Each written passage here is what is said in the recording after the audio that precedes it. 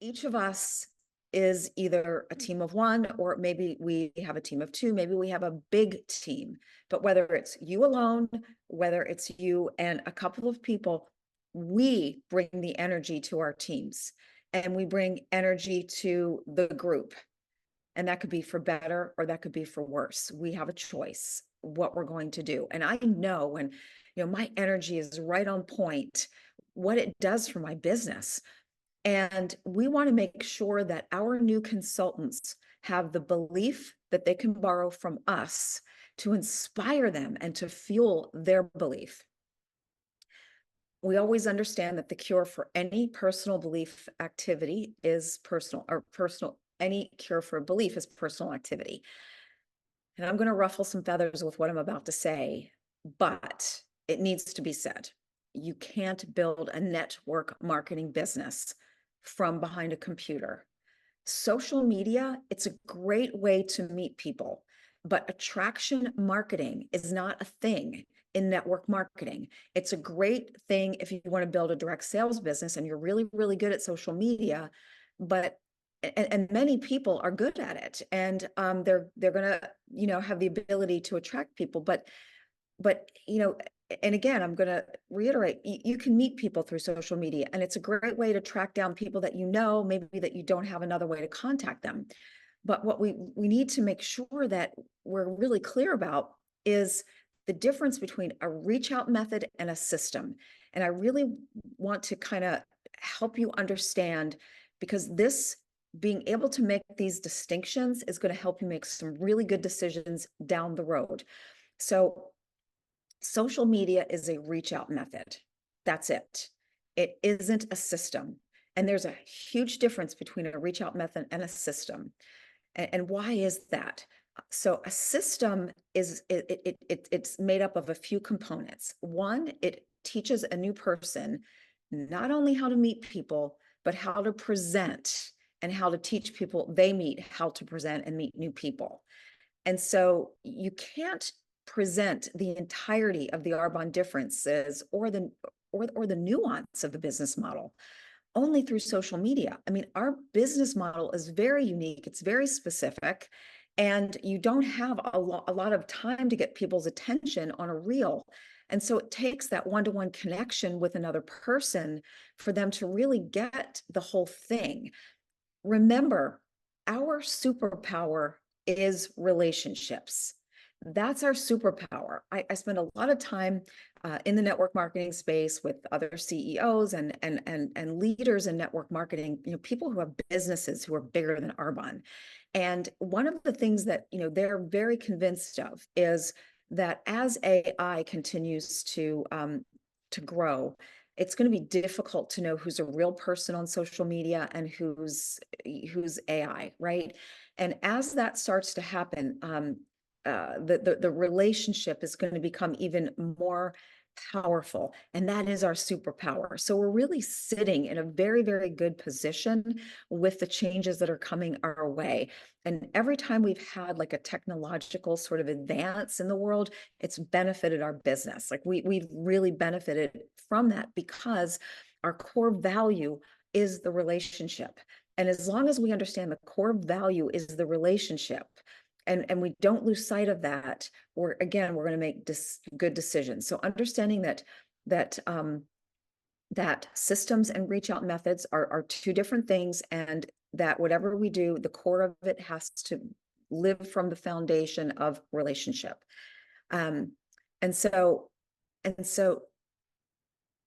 one of the things I've seen over the years in Arbonne is the number of times somebody comes up with a reach out method, and that becomes the system, and the business doesn't it doesn't have legs over the long haul. Systems have legs.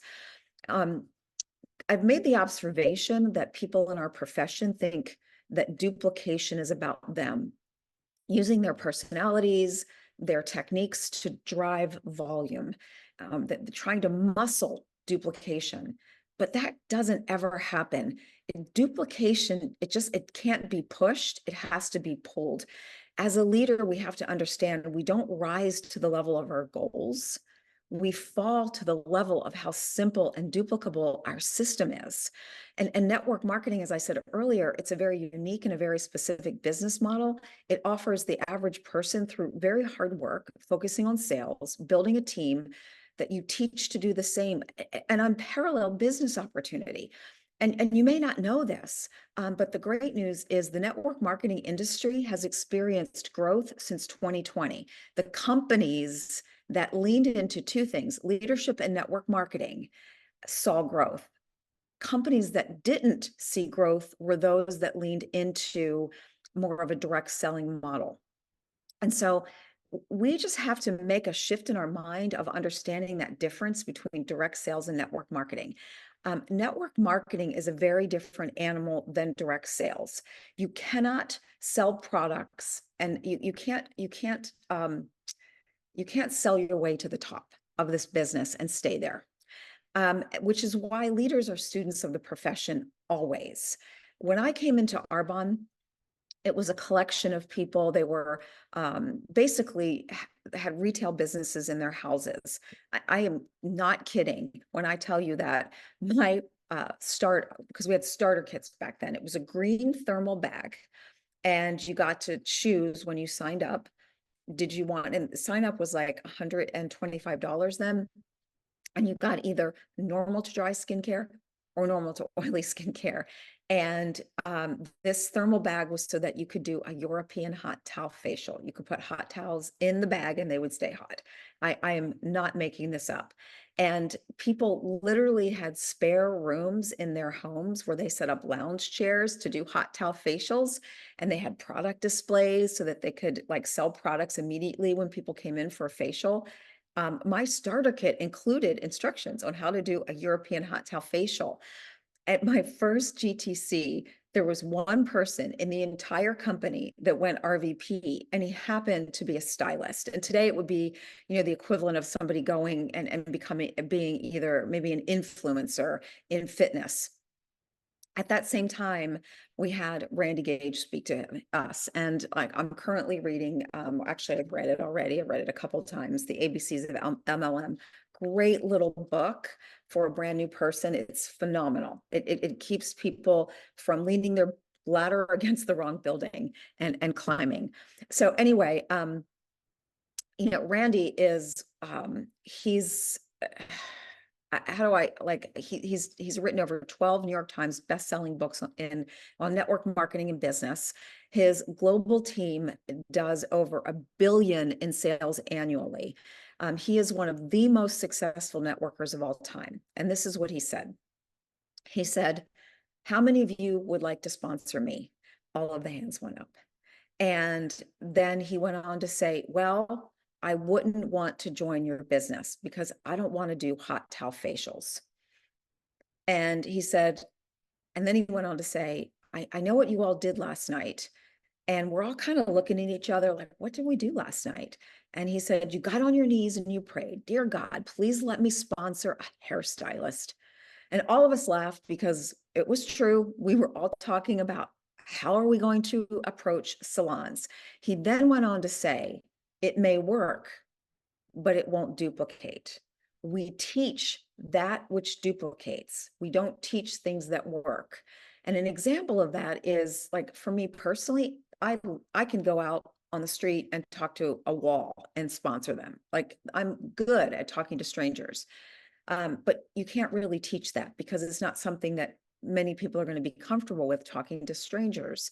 But everybody can do, for example, call from a list of people that they know, get referrals or get presentations. Like everybody can do that.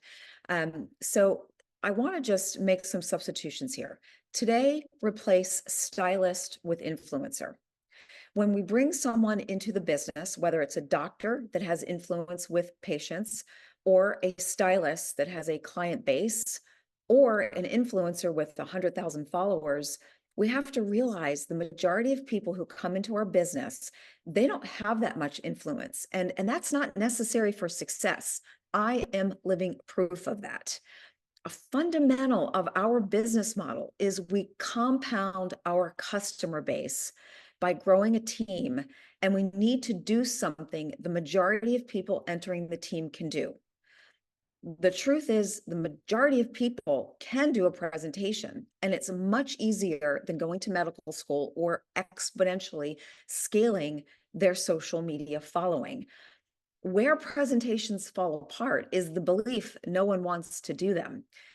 But this has been true for the entire 30 years I've been in Arbonne. I've never had someone say, yay, I get to do presentations. Everyone I have ever launched, down to a person, maybe one, and I think it was Laura Harry, she was like, yay.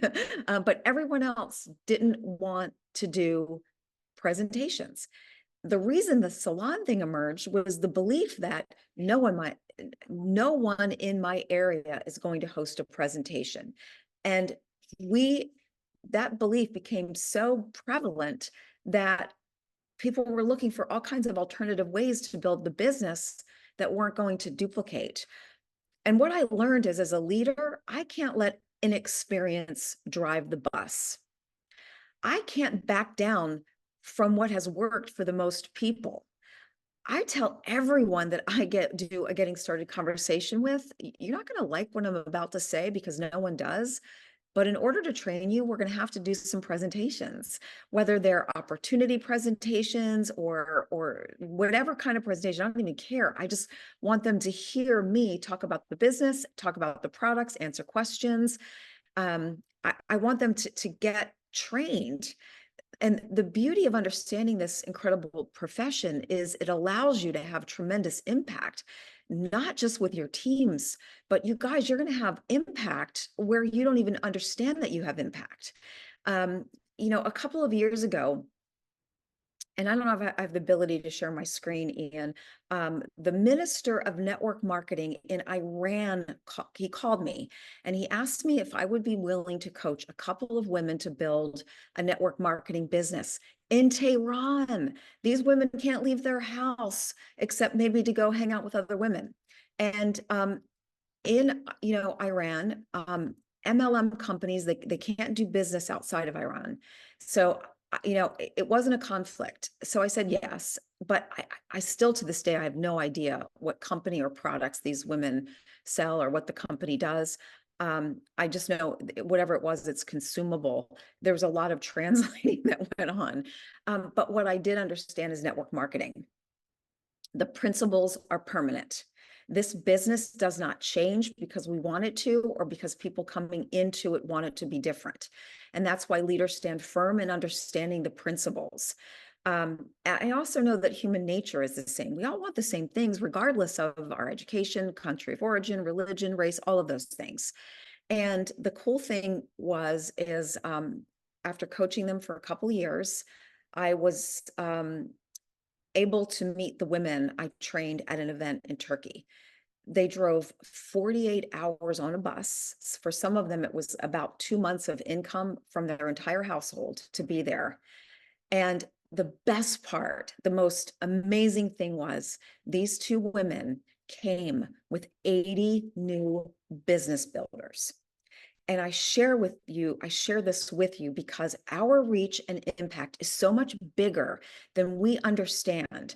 And it's this business model that gives us this kind of impact. It's network marketing, and it's the systems and technology that we have at hand. And we can't, we've got to understand again, that these technologies cannot replace relationship. And as technology evolves, understanding the business becomes it just becomes even more important, because technology can be really beneficial, some of it, and some of it won't be. And we have to have the discernment to know which one is going to enhance our business. Like, I've actually incorporated AI into my business. I use software that allows me to translate my trainings into Polish, into Turkish. And it looks like I'm actually speaking the language. It's unbelievable. This is the kind of technology that helps us to expand our reach, to build relationships. And when Arbonne goes into other countries, we can take our hope and our brand of hope, and we can bring it to the world. And like, I know that sounds really big, but that's what we have. That's what we have.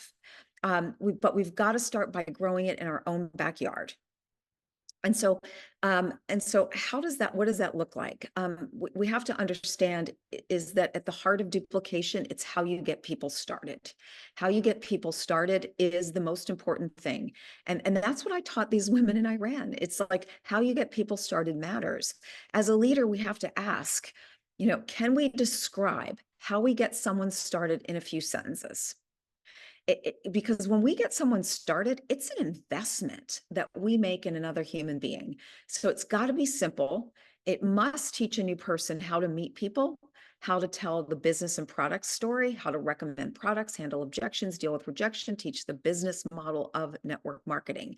Because too many consultants, if they come in and they lean into their understanding of what network marketing is, they're going to think that it's a direct sales business because that's what it looks like on the surface. But at its core, network marketing is actually a teaching and training business. That's the skill set that most people need to develop more than a sales skill set. And we don't want our consultants again coming in and realizing they've been climbing the ladder on the wrong building. And I'm not suggesting there's anything wrong with having a direct sales business, but we want our new team members to be clear on the difference so they can consciously decide what it is they choose to build.